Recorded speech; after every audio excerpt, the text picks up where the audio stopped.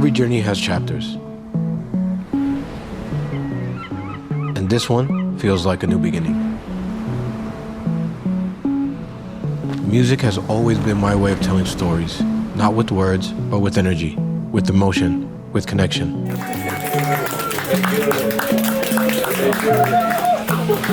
Damn, 40. It's the one language I never had to translate. When I moved to Barcelona, I didn't just change cities, I changed frequencies. I left behind what was familiar and stepped into the unknown. It was a big move, a personal one, because sometimes the only way to evolve is to start over.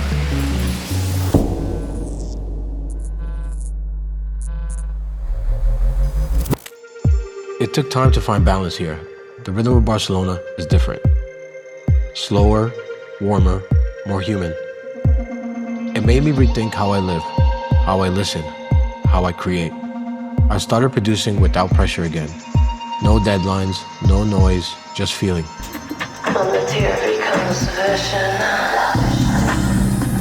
Out of that silence, something new began to take shape. The music started to breathe again. It felt freer, more honest, more alive.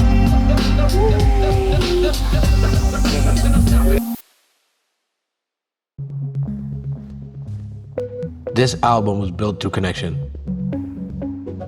Friends who became family, artists who shared the same vision, the same hunger, the same love for this craft. Every collaboration brought a story, a new emotion, a new lesson. It reminded me that music isn't a solo journey.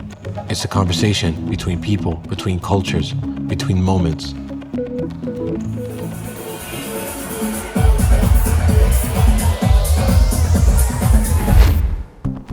Growth happens in motion, in silence, in those in-between moments that no one sees.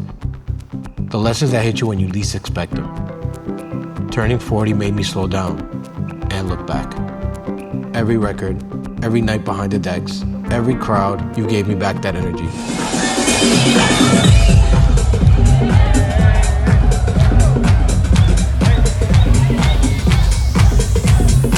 It reminded me how far I've come and how much more there is to explore. This album is me, right now, 2 decades deep and still evolving, still learning, and overall, still hungry. None of this means anything without the people who share it with me. The dance floor is sacred. It's where we all become one story. To everyone who supported me, streamed the music, came to the shows, shared a moment, believed in what I do, this album is for you. Every track, every connection, every piece of this journey is built from that love. That energy we all share. I've learned that home isn't just a place, it's a feeling. And when I'm creating, surrounded by people who inspire me, that's home. This project isn't the end of a chapter, it's the beginning of a new one. A reminder that evolution never stops. The music, the energy, the love, it's all still growing.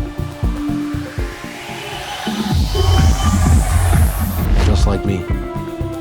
This is my story, this is my sound, this is who I am right now.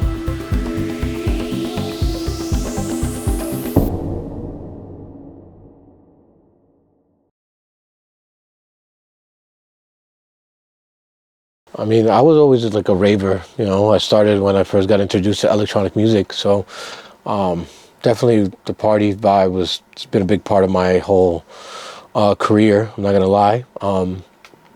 You know, I wish certain things were different, of course, but I try not to live in the past, so it's pretty much trying to be better little by little and looking on to the future, you know.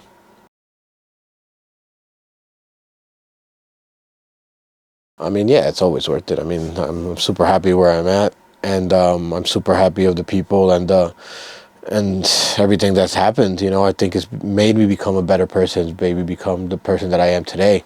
I did a lot of sacrifices of just being on my own. You know, it took me a while to be able to accept the fact that maybe I need to be in a relationship, or there has to be some sort of balance, that it can't be just, you know, rock and roll. You know, it has to be Personal connection with people, your family. You know, when I was in my early 20s and even early 30s, I was much of a loner. I was just by myself, and because I couldn't really afford much, you know, I was the money thing was also always hitting you in the head because you needed, obviously, living in New York, you need to pay your bills, you need to survive.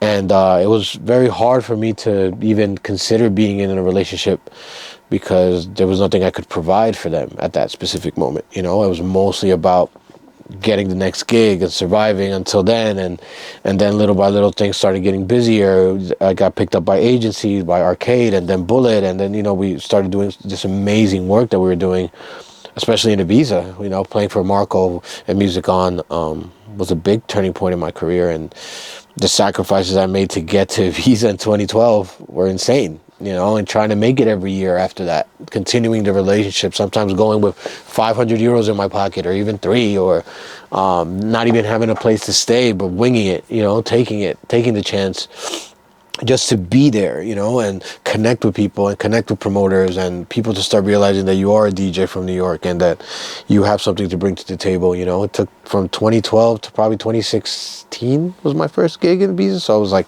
going for 4 years, obviously doing the circuit in New York, but yeah, the sacrifices that you make is what gets you to where you are. So I think it's important to make those, but make the right ones, you know.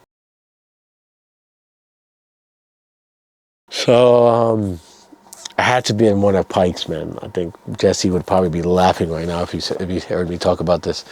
I was so excited to play, and, you know, obviously Pike's was a wild place, and I decided to take some acid, of course, and that stuff hit me right while I was going on, and I couldn't even see straight. It was one of those crazy moments where you're kind of just like, damn, I shouldn't have done that, you know. But luckily I was with my friend Blas Cordero, and we were both trying to figure this out at the same time. And it comes to a point where you're kind of just like, you know what? I shouldn't be playing right now. And that's what I did. I took off my headphones and I ran out of that room. And it sucked. I felt like a dick so many times after that.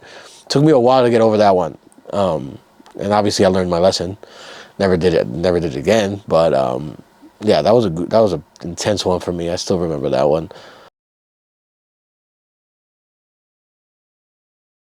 I mean, I feel like just as long as you stay true to yourself and true to the reasons that why you started this, I think is very important. And that authenticity is going to show in your music and show in your DJ sets. And I think it's as long as you stay true to yourself, you focus, you work hard, you develop your sound, whether it's on the decks or in the studio, I think is very important. You know, I think it'll start transcending little by little and accumulating through time.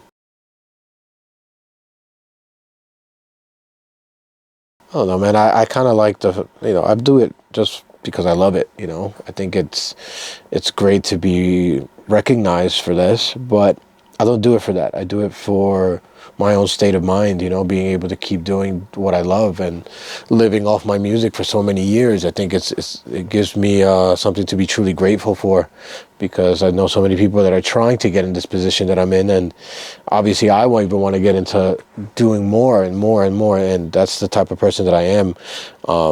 There's so many old school producers that have so much music, and that you keep finding little by little, even after they retire or they pass away or something like that. You still keep finding music by these guys, and I kind of want to be remembered in that way, that I make as much music as I can and release as, you know, when it makes sense, and for people to years later find my music and tell me what, you know, they like this track that I made 10 years ago, or they like this track I made 15 years ago.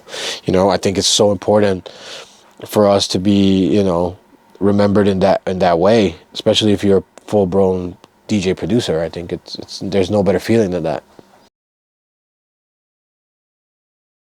Sure did. It definitely did. Moving to Barcelona helped me focus on my music again.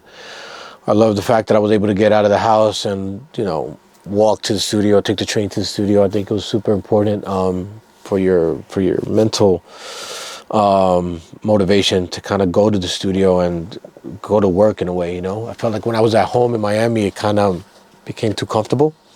and I wasn't pushing myself as much because there were so many distractions and so many things going on at the same time that it was just hard to really hone in and like I'm doing now, you know. So that was definitely inspiring. Well, turning back, baby, we can't stop, you know. As hard as it could get, because there's always valleys in this thing, man. I've seen so many people go up and down. Obviously, the big guys that have been headlining for years, nobody's touching them. But for us that are trying to get into a bigger position, it's, you know, it sometimes comes and goes, and you got to be ready for those falls, and you got to be ready for those moments that you could come back up in any second. You could come back with the next record, you know. I feel like there's so many good artists now, and it just makes you work harder. But that's what it is. That's what No Turning Back was at that specific moment. Because when I moved here to Barcelona, it wasn't easy. You know, there was moments when we were like trying to figure out why I was having weeks off and certain things that weren't clicking. Obviously, you know, in America we have a bigger following, I guess, but now we're starting to get busier in Europe than we are in America. So, you know, it's no turning back. The sound of the album. A lot of hip hop influences, chopped up hip hop vocals, stuff like that. I used very New York. I feel it came out to like my roots for sure.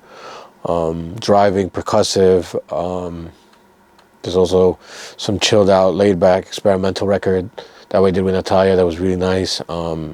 The two-step with Casas was dope. The breakbeat with Mausa was really good.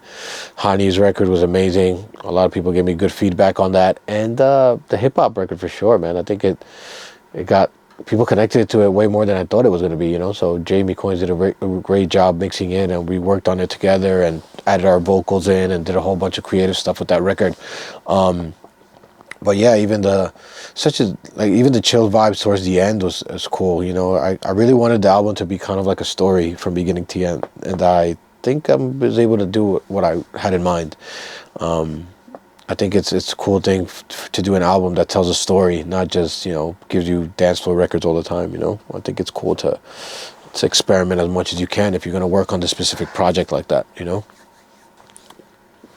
Turning Back, out now, Spotify, iTunes, Beatport, everything. Peace. I've been doing this since when?